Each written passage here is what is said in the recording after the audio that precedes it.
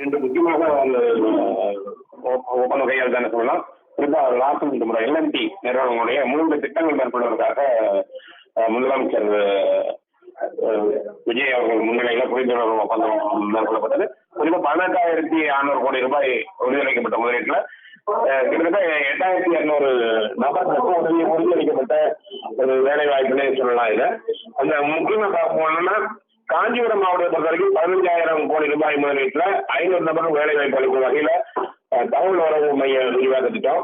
அதே போல கோயம்புத்தூர்ல 2,500 கோடி ரூபாய் முதலீட்டுல 2,000 நபர்களுக்கு வேலை வாய்ப்பு அளிக்கும் வகையில மற்றும் மின்னணு அமைப்பு உற்பத்தி திட்டம். அதே போல திருவள்ளூர் மாவட்டத்துல 1,100 கோடி ரூபாய் முதலீட்டுல 5,700 நபர்களுக்கு வேலை வாய்ப்பு அளிக்கும் வகையில காட்டுப்பள்ளி எல்என்டி கப்பல் கட்டுதல் விரிவாக்க திட்டம்.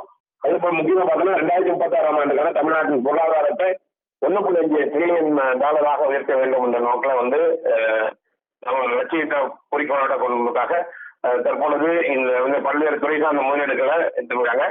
குறிப்பா மாநிலத்தில் டிஜிட்டல் உட்கட்டமைப்பு மற்றும் செயற்கை நுண்ணறிவு செயல்பாடுகள் வளர்ச்சி பெறுவதுடன் மின்னணு உற்பத்தி சூழல் வைக்கப்பட்ட மேலும் கட்டுப்பாடு காட்டுப்பள்ளி திட்டம், கடலோர காற்றாலை கட்டுப்பாடு தொழிலுக்கு உலகத்தரம் வாய்ந்த உட்கட்டமைப்பு கொண்டு வரும் திட்டம், இன்னும் முக்கியமான திட்டங்களை இன்னைக்கு புரிந்துணர்வு ஒப்பந்தம் கையெழுத்தாயிருக்குன்னு சொல்லலாம்.